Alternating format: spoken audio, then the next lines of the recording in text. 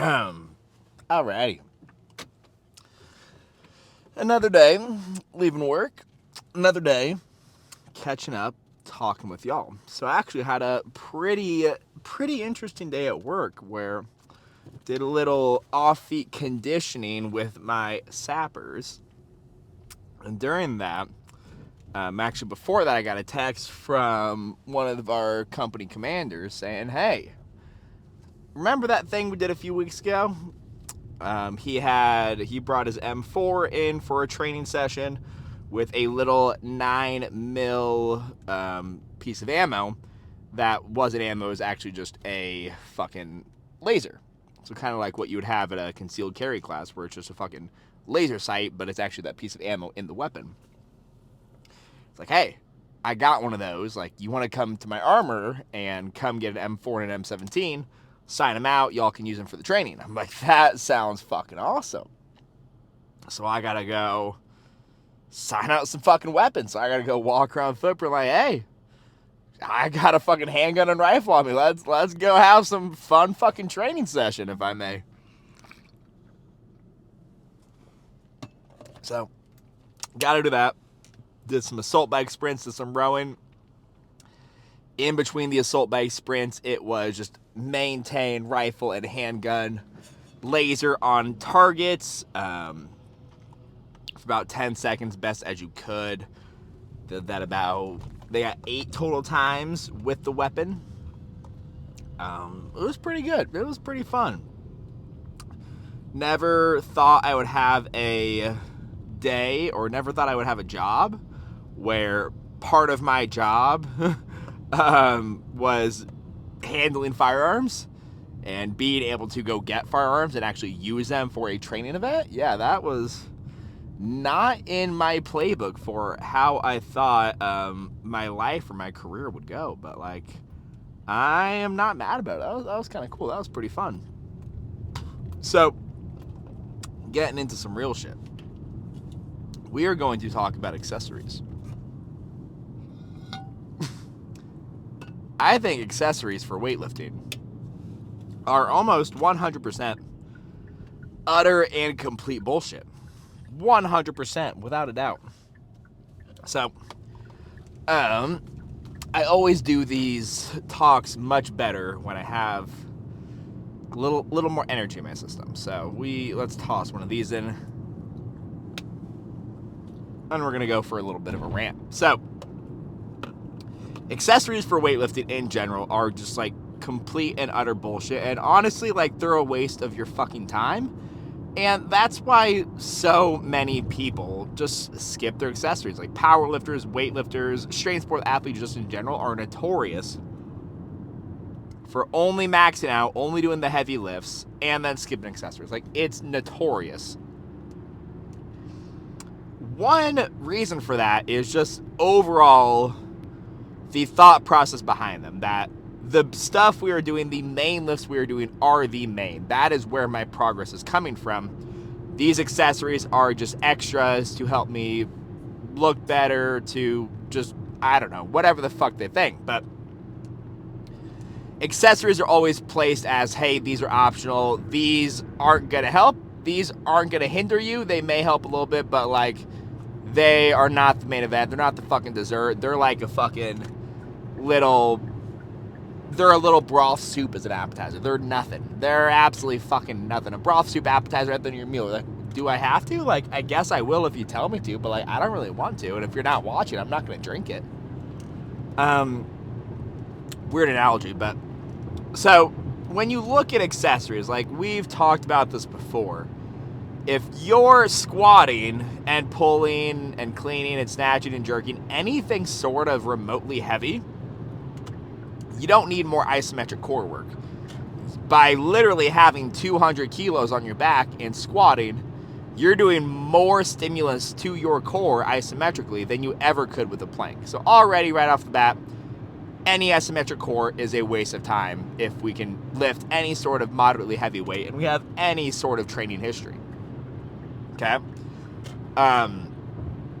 Vast majority of Olympic weightlifting accessories, of powerlifting accessories, is isometric core. Because, you missed this lift because of core strength. Oh, you need to do this. You need more core strength. You're lacking mobility in this area because of your core strength. Yeah, that's complete bullshit. So already a big thing is you're just doing a lot of accessories that like aren't really beneficial. Like besides that, accessories are drastically underdosed. So different tangent here. Feeling does not equal stimulus. So a lot of people think of, oh, like, well, you're telling me I don't need to do planks, but I did a 30-second plank and my core is on fire. All right, well, if I hold my arm out to the side for long enough, it is going to burn like fucking hell, and it is going to be very hard, and there's going to be a lot of feeling there. But would anyone argue that that is going to be beneficial for strength or hypertrophy? Or really anything? No. Anyone did is stupid. So, feeling does not equal stimulus. It does not, just because you can feel a burn does not mean you're going to get an adaptation. So, same idea with that plank. Just because you can feel your abs after a 30-second plank does not mean you're actually getting an appropriate amount of stimulus to then garner an adaptation, to then make your body get better in whatever aspect you're trying to get it better in. So, we need more accessories that are varied from our weightlifting training. So, we need more accessories that are not isometric core. We need more accessories that are not squatting movements, because we already do plenty of squatting in the snatch, in the clean, in the front squat, in the back squat, in the snatch pull, in the clean pull. All of those are squatting-based movements. So we don't need more squatting. We don't need more isometric core work. We don't really need more overhead pressing. We do a lot of overhead pressing. However, if you're not doing overhead presses and you're not doing push press or things of that nature, then hell, you probably do need some. But we got two big things off the table right there. We don't need bilateral squatting-based movements. We don't need isometric core. All right, what do we need? Well, more muscle is going to be beneficial for, one, health, two, your potential to produce more force, and three, your ability to then resist possible injury because you're then able to resist more force. So, getting more muscle is beneficial. So, we need some bodybuilding. We need some bodybuilding in the shoulders to then build up that joint. We need some bodybuilding in the quads and the hamstrings and the adductors to build up that joint. We need some bodybuilding really like everywhere. Like, your accessories should be bodybuilding. Like, we need to get fucking jacked. We need to build up some strong-ass muscles, some big-ass muscles, and we need to get fucking jacked. Bigger muscles are going to be better. Stronger muscles are going to be better. Which means we need to do our accessories pretty fucking intense. It can't just be, okay, I did my 3 reps at 90% back squat. I am trash for the day. Let's just go do 10 reps of bicep curl at like a fucking 10 RIR, like 10 reps in reserve. Not going to do shit. Sure, you may feel a burn. Way too far away from failure to get any sort of stimulus. So we need to be pushing 0, 1, 2, max 3 reps away from failure. Like, we need to be pushing pretty darn close to, if not all the way to failure, to then give the body enough stimulus to require it to make an adaptation, to grow said muscle, to strengthen said muscle, to do all that jazz. So we need some bodybuilding. We need some bodybuilding pretty fucking close to failure. We also need some isometrics. So some isometrics are going to be great for joint health, for joint integrity, for joint tensality. Just overall for keeping your joints healthy and getting them stronger. The stronger the joint is, the more stretch reflex, the more health. It's just going to give us a lot of good things. So we need to train some isometrics, some long duration, some shorter, heavier duration. We just need to train the body to be able to produce and resist force, to yield and overcome force in different positions. Cool. We need some plyometrics. We need a bunch of fucking shit that isn't just planks, isn't just bird dogs, isn't just a bunch of stuff that is drastically underdosed and underintensified, whatever the fucking word may be. So what we need is to put the same level of effort into our accessories that we do into our main movements.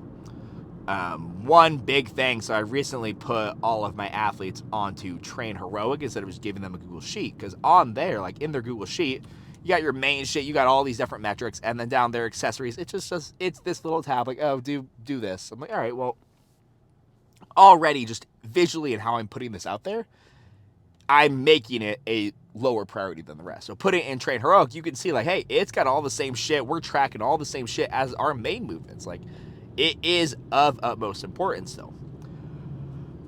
So we need to train our accessories really fucking hard. One thing I have not actually executed with any of my athletes, I have done it with myself a little bit, but it's still something I'm kind of thinking through, is doing our accessories as our main, or not as our main move, but before our main lifts.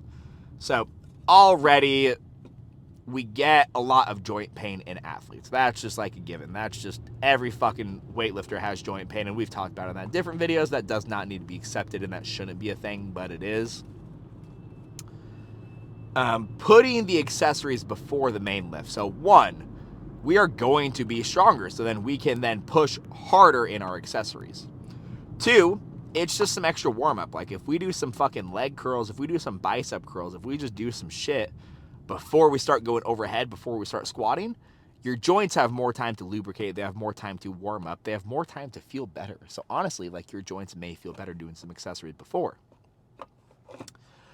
On top of that, again, more warm up, we can push a little bit harder, and like you're probably not going to lose that much strength. Like if you go 2 sets, get like a really intense pump, like 2 to 3 reps in reserve, some bicep curls, some tricep extensions, some pressing, you're not going to be too fatigued to fucking snatch afterwards. Like, sure, it'll drop off a little bit, so maybe we only do this on lower intensity days, or like our snatch only, clean only, jerk only days, and then like on our total day, hey, we don't do accessories at all, or we end the session with them. But one thought I have been playing around with is, hey, starting it out. The only thing with that is I have some athletes who do put all their accessories on one day just simply because of timing's sake, which obviously then is an issue. But like, hell, I've been doing this with all of my abs. Like I do abs before my squat bench dead day, just as an extra way to warm up. My back does not usually feel great after squatting and deadlifting in the same session. So doing that beforehand, my back has felt fine doing it after, or doing it before now. So extra warm up, extra activation, all that good stuff. But moral of the story is we need to train accessories like they're actual lifts and not like they're some second-class citizen. Because, again, we need more muscle. We need more joint strength. We need just more overall mass in each tissue to help us have stronger tissues, to help us then not resist injury, but like push us farther away from the potential of injury. So overall, like fucking train your accessories harder. Put some actual intensity into them. They should not be easy. It should not be something where we're barely pushing them. Like, oh, okay, yeah, I did my 10 reps, cool. Like 10 reps, check the box. Like actually train your accessories hard. Get fucking jacked and just like do better. Like that's all I got for you. Just do better.